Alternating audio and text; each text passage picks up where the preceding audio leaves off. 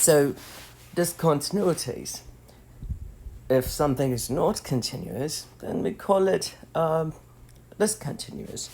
So there are three important types. One is called the jump discontinuity.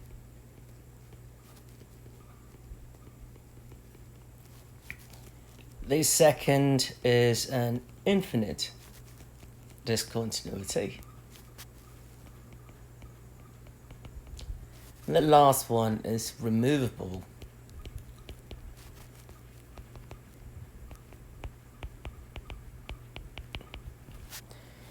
discontinuity. So what is a jump discontinuity?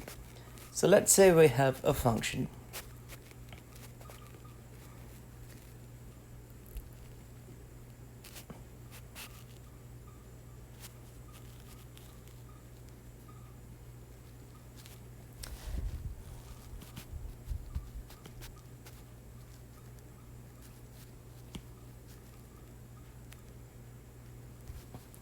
and at 2 I have defined the function to take on a value of 2, and that closed or open dot is 4. So this function is continuous on its domain that I've defined from 0 to infinity, and exactly at 2 though, f of 2 is 4. And if you notice, f of 2 is 2. And if you notice, there is a jump.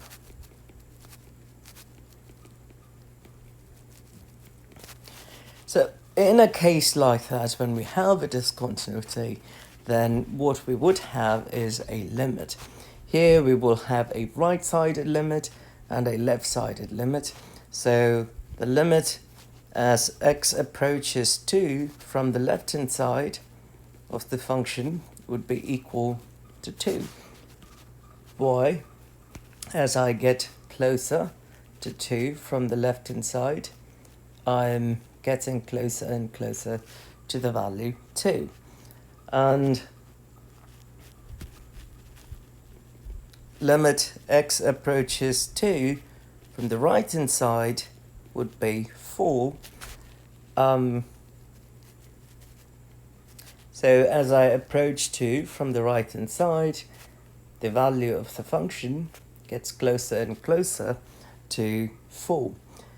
But does a limit exist?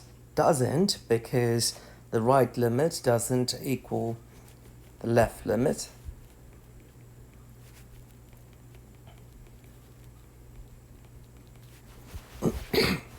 So that is what we call a jump discontinuity. An infinite discontinuity happens when we have an asymptote. Let's just consider the function 1 over x minus 4. And what happens at 4? So when we plug in the value 4, the denominator is going to become 0, and we'd end up having an asymptote, which is going to go down that way and that way. So here, the right limit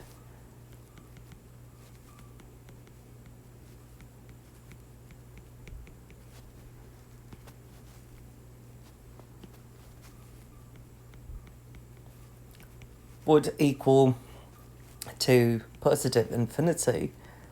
The left limit would equal to negative infinity.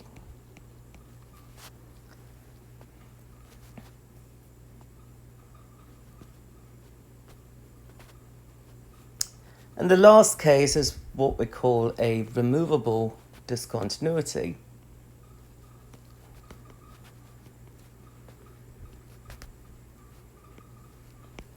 Well, we have a nicely continuous function, but there is a hole right in the middle, and say that's at 2.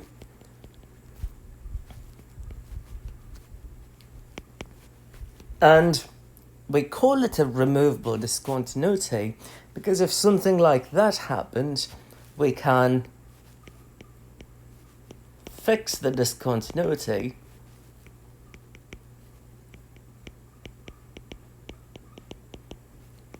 by redefining the function.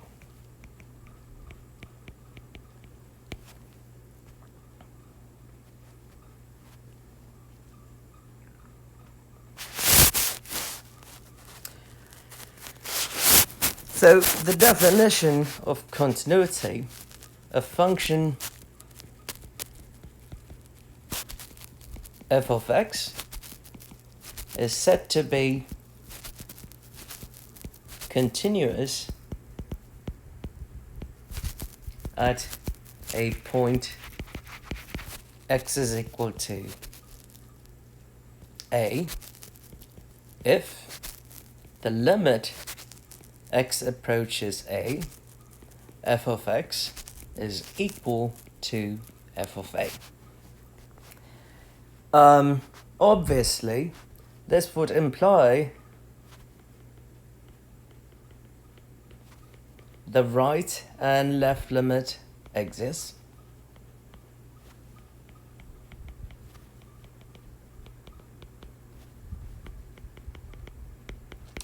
And they are the same.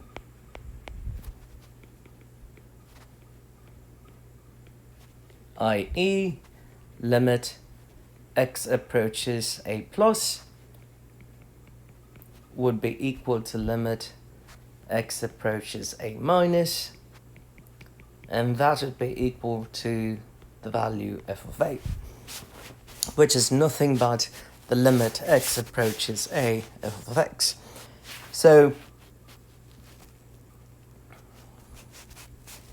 a simple example would be a line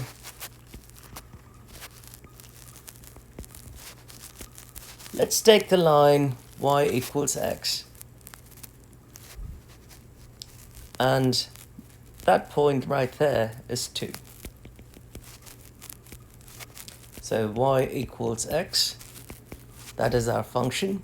So the function f of x is equal to x. Naturally, f of 2 is 2. Let's approach 2 from the left-hand side and get closer to 2. In other words, we find the limit x approaches 2 from the left, and that value, as x approaches 2, the value of y, it's getting closer and closer to 2, so the limit, the left limit is 2. When we approach 2 from the right-hand side, the value of the function is getting closer and closer to 2, so that would be 2 also. So this would mean the limit exists, and that value is 2, and that matches the value of the function. So the function is continuous. One-sided continuity. Sometimes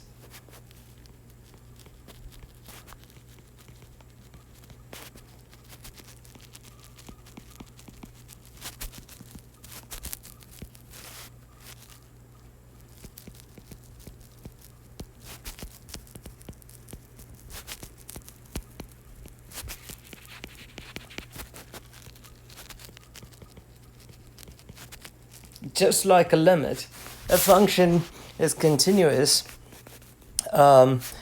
if you look at one side. So limit x approaches a plus f of x would equal to the value of the function f of a, so that would be right continuity.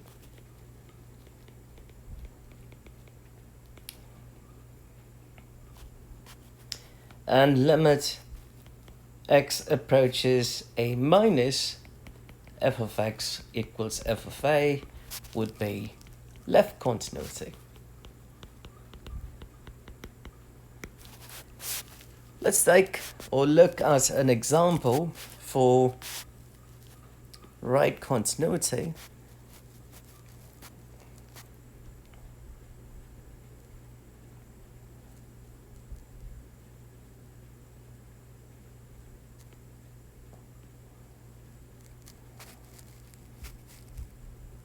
That's open over there.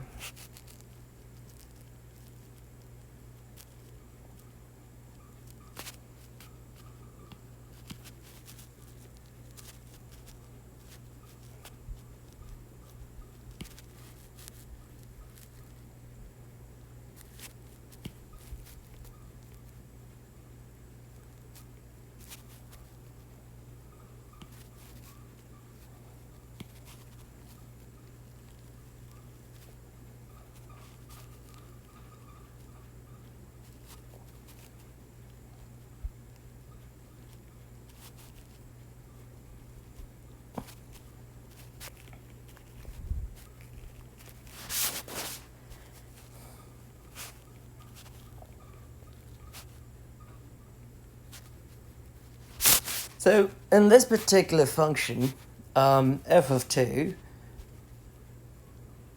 is 2, f of 3 is 3, f of 4 is 4, and so on. But if I approach 2 from the right-hand side, the value of the function, the limit is 2, and it matches the value of the function, which is 2 also. And that is what we call right continuity. In a similar manner, we can define left continuity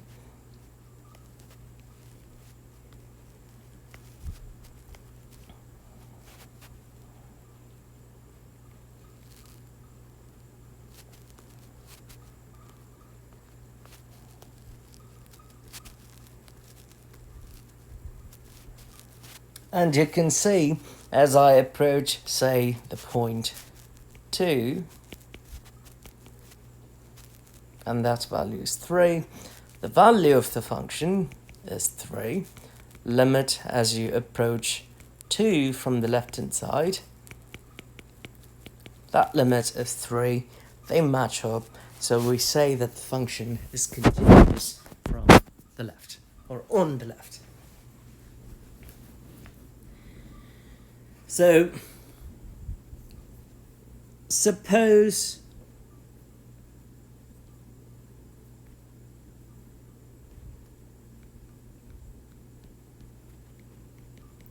f of x and g of x are two functions,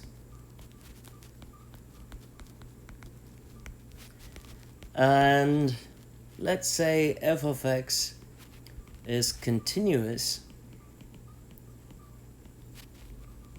at x is equal to a. So the objective here is to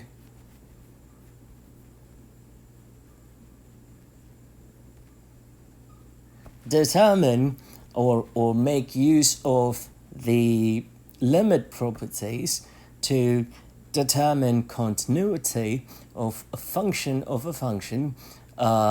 or simply a composition of functions. So we know what composition is. It is the f naught g and g naught f. These two are quite related. So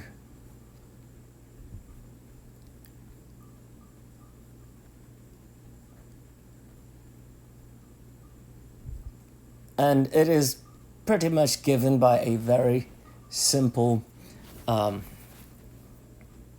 statement, I should say.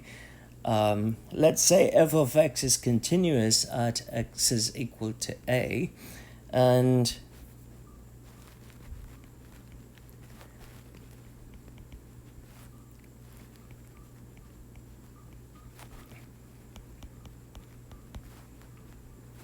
let's say the limit as x approaches b, g of x is equal to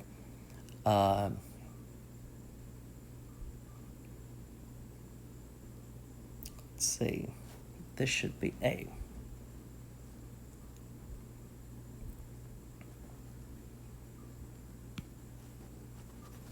Should change this.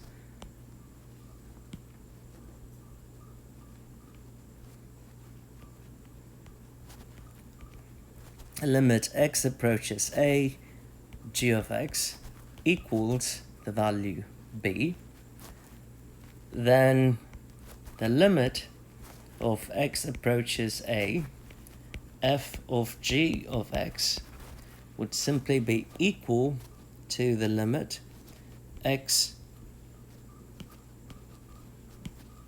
f of limit x approaches A, g of x, but we know the limit of g of x as x approaches A is b, so that would equal to b, and since it is continuous at b, so that would simply be equal to the value of the function at b. So if we have two functions, f of x and g of x, and if f of x is continuous at b, and if we know as x approaches the point A, g of x is equal to b, then the limit of x approaches A, f of g of x is simply f of b.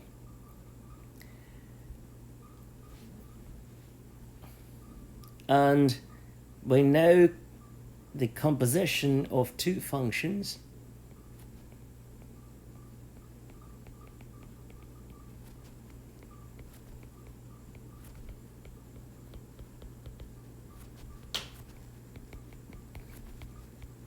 This is from algebra.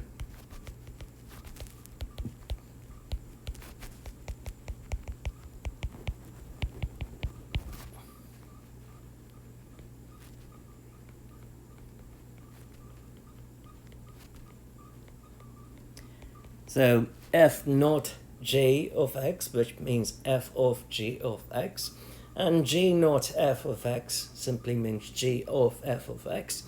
And if f of x and g of x are continuous at some point,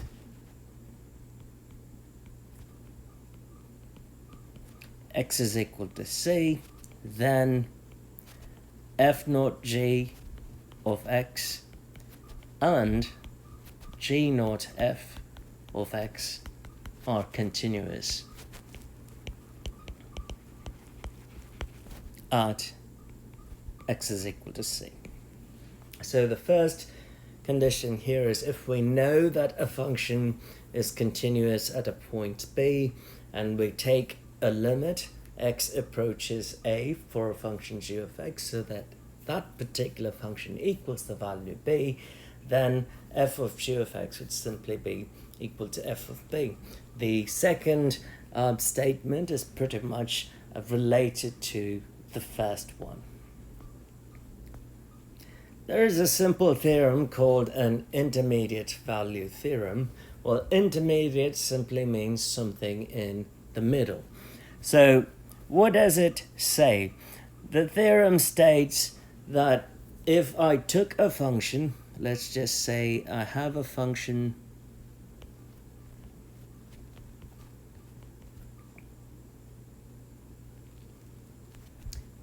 between two endpoints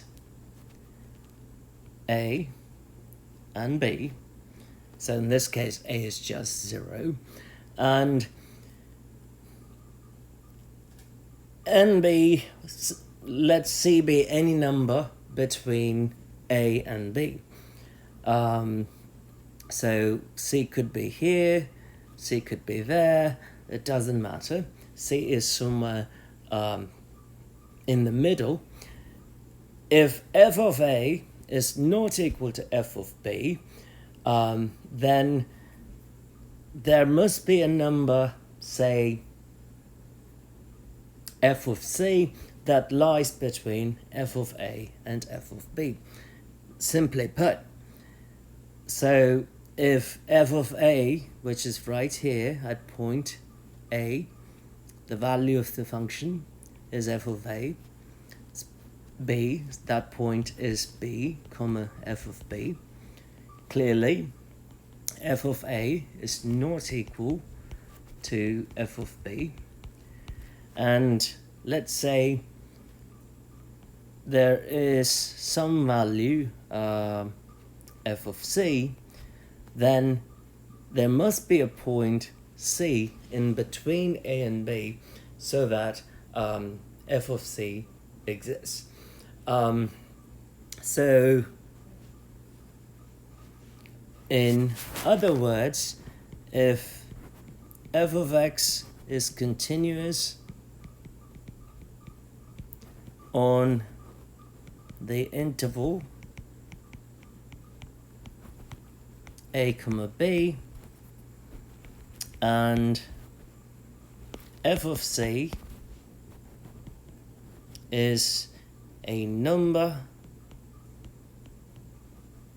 between f of a and f of b, then there exists a number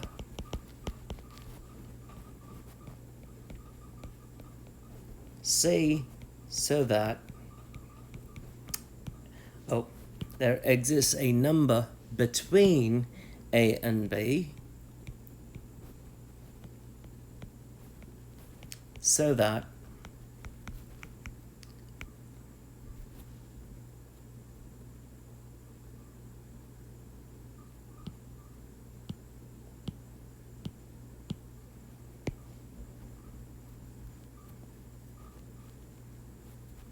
the value of the function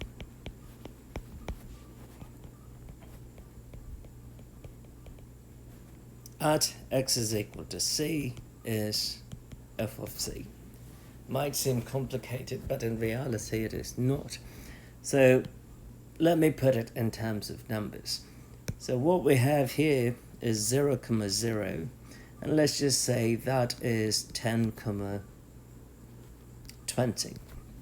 Now, I have a function that is between 0 and 10, and clearly f of a is not equal to f of b because 0 is not equal to 20. And let me pick a value for f of c. And this f of c has to be between 10 and 20, or 0 and 20. Let's just say that value is 10. What the theorem states that this intermediate value has to correspond to a number c which will lie between 0 and 10. So if you draw this back here and bring it back down, you get a c, and that is definitely between 0 and 10. It's in the middle, perhaps it is 8. So as long as f of a is not equal to f of b, there will be a number x is equal to c such that the value of the function is f of c and it exists.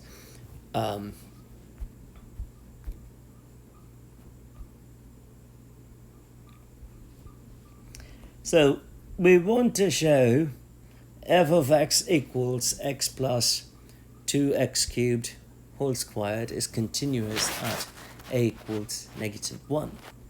So let's find the value of the function. F of -1, we have -1 plus 2 times -1 cubed squared, which should be -1 minus 2 squared, which gives us 9.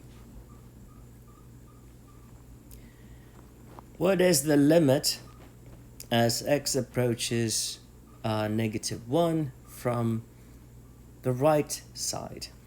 So we know we can apply the limit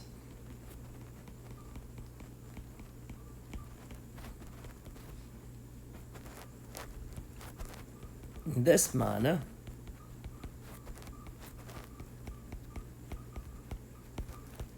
And when we apply the limit, we simply have -1 plus 2 times -1 squared, which is 9.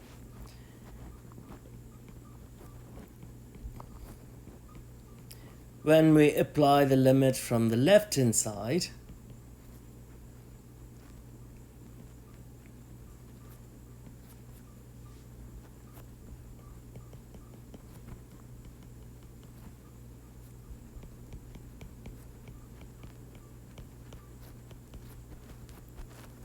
we have limit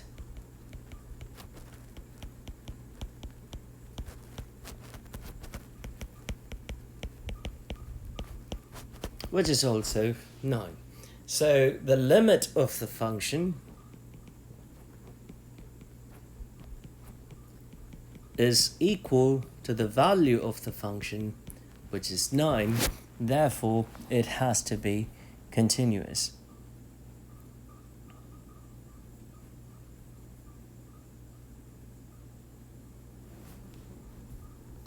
So when we graph it, sometimes it will become quite obvious if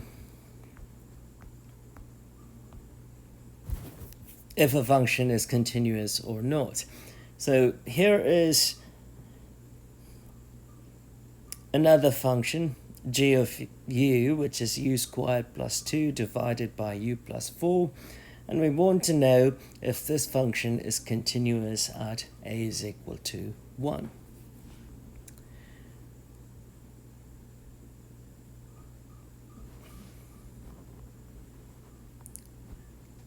Let me bring up my calculator so I can show you using the calculator.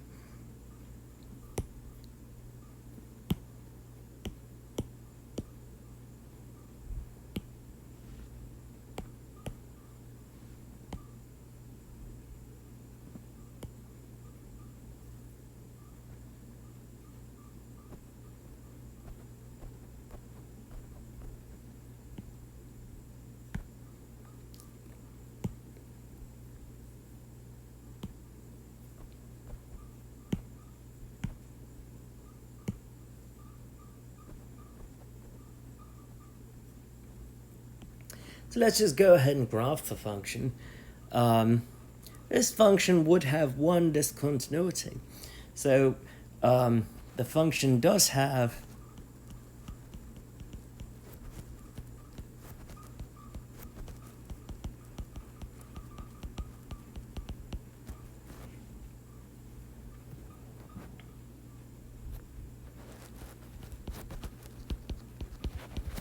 at u equals -4, because when we plug in -4 in that function, the denominator is -4 plus 4. So g of -4 would be -4 squared plus 2 divided by -4 plus 4, which is 18 over 0. You can't divide a number by 0, so that becomes undefined. In the graph, that is going to look like an asymptote. So let me just graph this.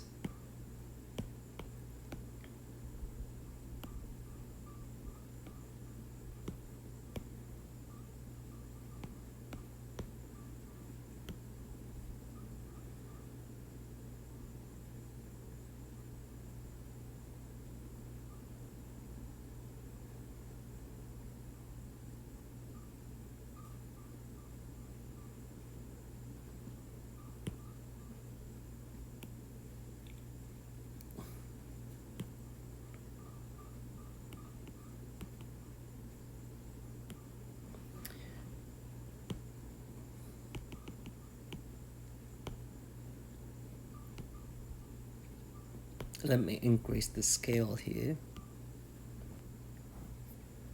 So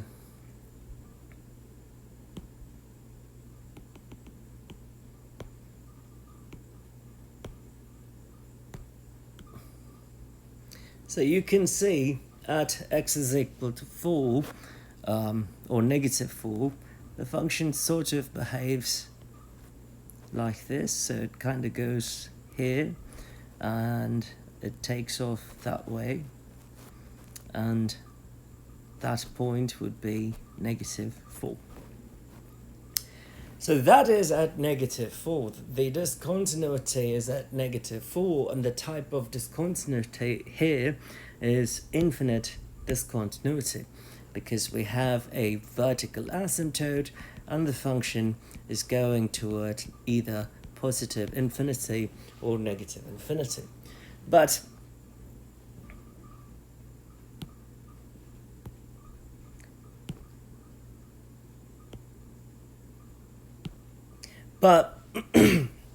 at x is equal to 1 though, I don't see any breaks, there are no jumps, things are pretty continuous. So 1 is right over there and there is nothing wrong with that function, it's perfectly continuous.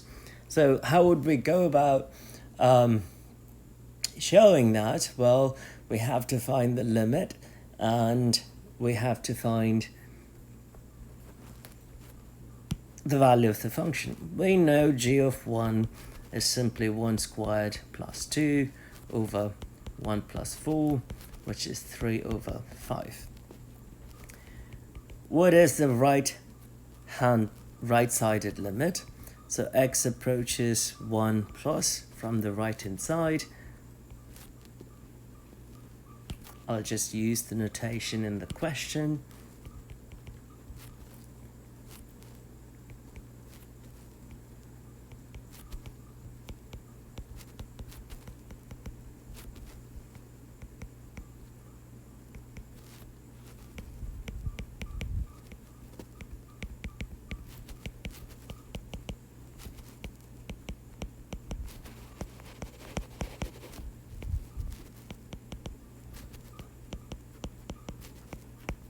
So we just apply the limit to the numerator and the denominator separately.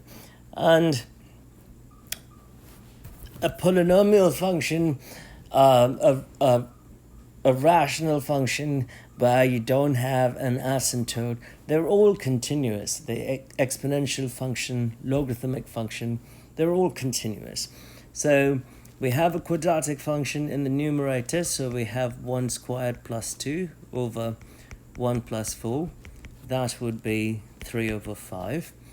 If you find the left limit,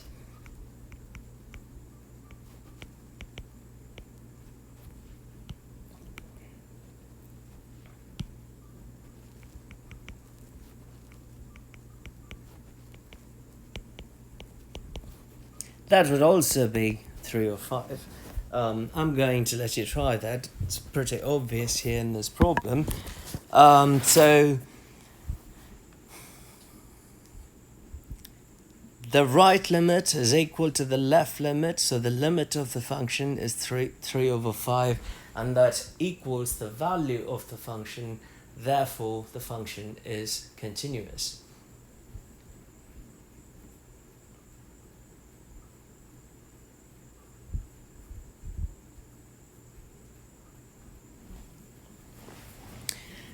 Now, we have a function here, f of x is equal to 1 over x plus 2, and we would like to know the reason as to why this function is not continuous at a is equal to negative 2. All we have to do is plug in negative 2 plus 2, a is the value that we are plugging in for x, so that would be 1 over 0, and 1 over 0 is undefined. If you graph this, the graph here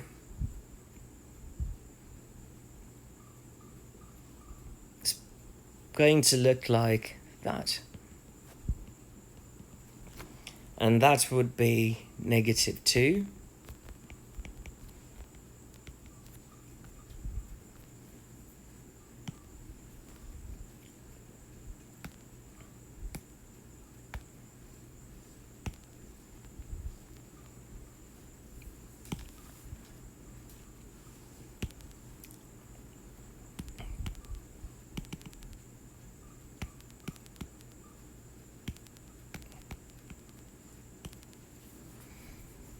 and there is our graph, and you can see that at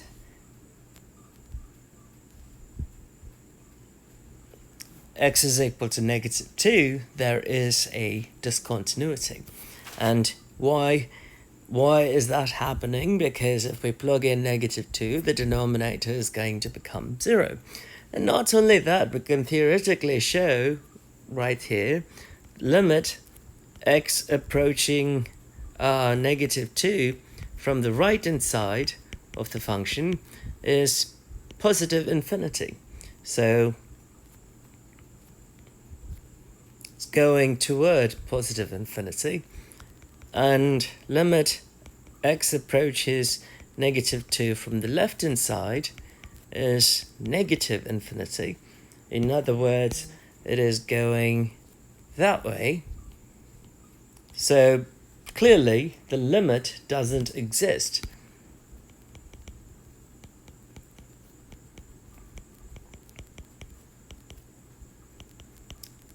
At -2. If the limit doesn't exist, then clearly we can't satisfy this statement, period. So the statement over here. So if there is no limit, we can't state that. So in this case, the function is not continuous. So is this function continuous? Let's see. It is equal to cosine of x if x is less than 0.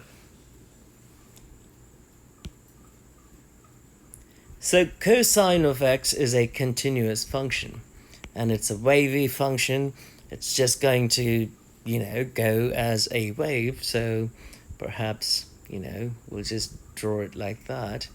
So it's going like that all the way up to 0.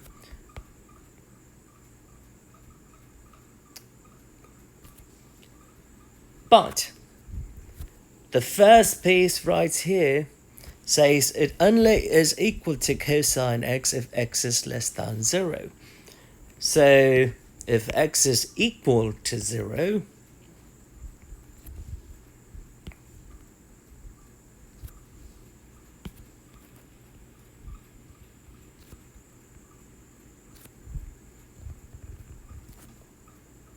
there is a hole. At x is equal to 0, the function is defined to be 0, which is right over here. And for any value x greater than 0, the value of the function is 1 minus x squared. So if you plug in 0, it would be 1.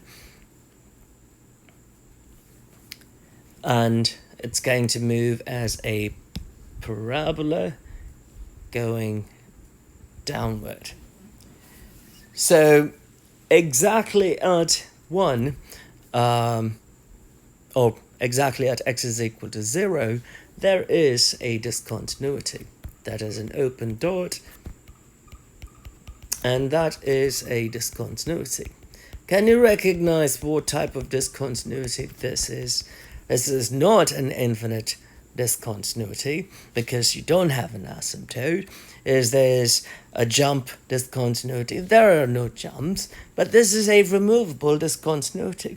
If I redefine this function, then I can fill that hole with a number. So the function has a removable